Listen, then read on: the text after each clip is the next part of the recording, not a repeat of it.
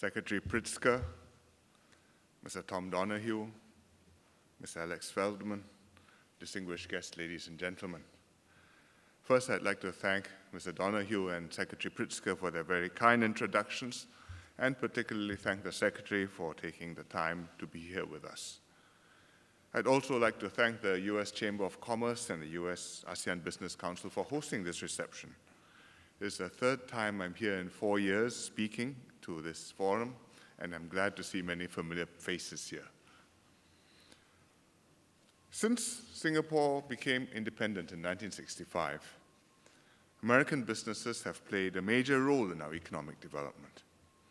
They've invested heavily in Singapore, developing infrastructure, creating jobs, transferring technology and management practices. GE was once the largest employer in Singapore, and it still has 3,600 people there.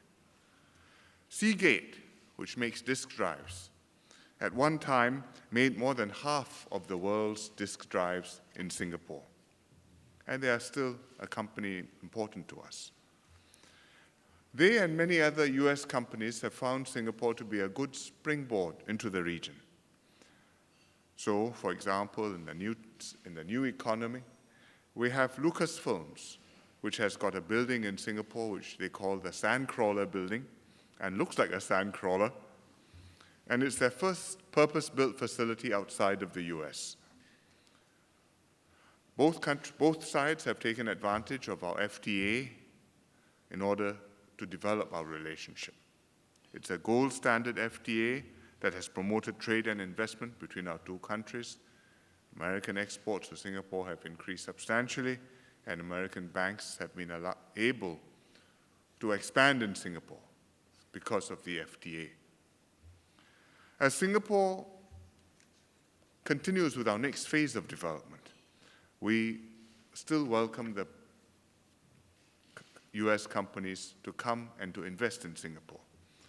And one of the areas we are interested in, as the Secretary mentioned, is to develop Singapore into a smart nation using data, technology, sensors, networking, to improve the lives of our citizens and to create a knowledge-based economy. America is one of the leaders in this new economy based on innovation, collaboration, and critical thinking. And Singapore is seeking to attract a new wave of American investment. We are introducing, for example, coding in secondary schools. We're helping to nurture startups in fintech, social media, and e-commerce. And we welcome American companies to continue helping us with our transformation, to take advantage of the many opportunities and the talent in Singapore. Our growth depends not only on our remaining competitive, but also on our region staying stable and prosperous. And although there are still some dark clouds on the regional horizon, economic and some strategic uncertainties too, Asia is still a bright growth spark in the global economy and a peaceful region in the world. It accounted for 2/3 of global growth last year. China and Japan are the large economies, second and third biggest in the world, and India is another large economy. Southeast Asia is a promising emerging market, not just 10 separate countries, but now, with the ASEAN Economic Community, a more integrated single market. It has 620 million people, most of whom are young, eager, and hardworking, a combined GDP of $2.6 trillion US, which will, by 2030, on present trends, become the fourth largest market in the world. The major economies in the region are already seeking to develop this potential. So China has launched its One Belt, One Road initiative to help develop the infrastructure in the region. India has an Act East policy. And amongst ourselves, we are also seeking to spur growth through further economic integration. Thus, we have an ASEAN-China free trade area, we have an ASEAN-India FTA, we have an ASEAN-Japan comprehensive economic partnership. And we are further negotiating a regional comprehensive economic partnership. including ASEAN, plus the Northeast Asian countries, plus the South Asian countries, which is India, plus the Australasian countries, Australia and New Zealand. So within Asia, the different countries are coming together, increasing their economic cooperation, widening their integration, developing more mechanisms to work closely together, but at the same time wanting to stay an open region linked with America, with Europe, with the world.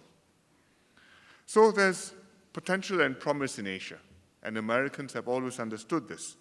After all, your long-standing security presence in Asia is the bedrock of our peace, stability, and prosperity. During the Cold War, your economy was the dynamo that propelled our economic development. And your leaders understood the desire for a better life in Asia would turn people away from war to peace and ultimately thwart the ambitions of the communist states in Asia. America upheld the principles of economic liberalization and free trade, and it was in fact the global leader in these principles. You helped to rebuild Japan, Korea, and Philippines after the war, sending aid, engineers, advisors, and technical experts.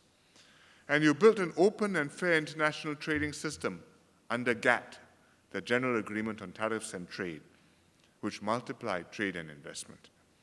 You opened your markets to your friends in Asia and the rest of the world too, fueling in Asia the East Asian economic boom. And it was growth through trade and not through war that made the difference. And as countries became more economically interdependent, conflict became a remote and an unattractive option. Today, America has a unique opportunity to anchor its engagement in the Asia-Pacific with a TPP. You know the facts, but they're still worth repeating. There are 12 parties in the TPP. We represent 40% of global GDP, a third of world trade, 800 million people of one market. The TPP will be an economic game changer for the US because improved market access will mean cheaper products for consumers, more exports for manufacturers. There will incorporate in the TPP provisions on human rights, intellectual property protection, safeguards for labor and environment. There will be strong standards to support innovation and benefit many US technology giants. But those are just the economic benefits. There are strategic significance in the TPP too, because the TPP is vital to America's engagement in the Asia-Pacific. It will add substance to America's rebalance, which cannot be just about the military or the Seventh Fleet. It will enable the US and its trade partners to shape the norms of regional economic exchange by setting a high bar for future trade agreements, whether in the Asia-Pacific or beyond. And in pushing the TPP and bringing it about, or concluding the negotiations, the Obama administration clearly understands the TPP's role in securing America's future, not just its prosperity, but its place in the world. We know this has been politically difficult. It's a very tough election year. American people are wary of US global engagement. And the economic uncertainty has led to concerns about jobs, worries about competition from overseas. These are all understandable, even valid concerns. But we hope that all parties will focus on the longer-term, bigger picture. Because there are no winners, only losers with protectionism. Economic development across the world will be blocked.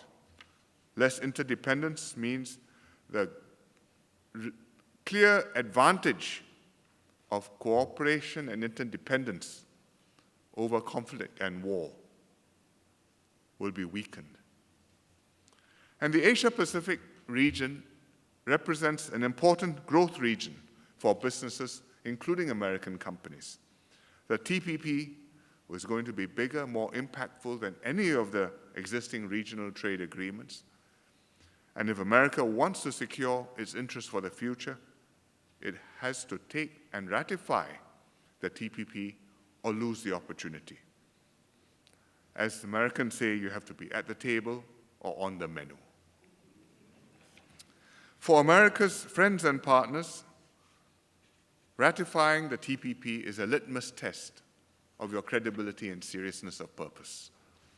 Every one of the TPP signatories has had to make sacrifices in order to accept the TPP agreement and jointly bring about this win-win outcome.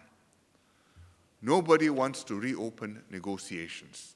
Everybody would like to have something better, but nobody wants to reopen the process with no prospect of doing better and every chance of having it fall apart. Asian countries want America to be engaged. We need to know that this engagement will be sustained, and we need to know that agreements will be upheld and that Asia can depend on America. Your ratification of the TPP, therefore, will be a clear statement of your commitment and your confidence in our region. So I hope all of you here who have a vested interest in the success of the TPP and in America's friendship and cooperation and trade with Asia will lend your voices to support this. America has helped to create and sustain the current world order and the international rules which we all have a stake in and all countries benefit from. No other country has the economic capacity, the political strength, or the soft power to play this role. It is America's responsibility, unescapable, as a preeminent global power to continue to chart the course ahead for the world. Thank you very much.